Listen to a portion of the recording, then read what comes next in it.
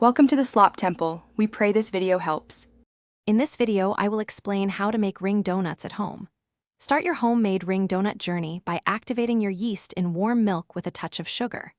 This ensures a light and airy texture. Next, combine your dry ingredients with eggs and the yeast mixture, kneading until smooth. Allow the dough to rise for about 1 to 2 hours, or until it has doubled in size, creating the perfect foundation for delicious donuts. Once your dough has risen, gently punch it down and roll it out to about 1/2 inch thick. Use a 3-inch donut cutter to create perfect rings, saving the centers for donut holes if you like. Carefully place these on parchment paper, ensuring they have room to expand. Allow them to rise for a second time, about 30 to 45 minutes, until they look wonderfully puffy and ready for frying.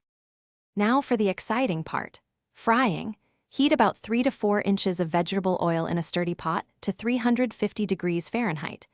Carefully drop in 2 or 3 donuts at a time, making sure not to overcrowd the pot.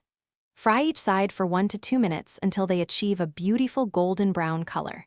Remove them with a slotted spoon and let them drain on a wire rack, ready for glazing.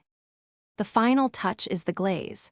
Whisk together powdered sugar, a splash of milk, and a hint of vanilla extract until smooth. While your donuts are still warm, dip each one into the glaze, ensuring it's fully coated. Place them back on the wire rack to let the glaze set beautifully. Serve your freshly made ring donuts and savor the delightful taste of your homemade treat.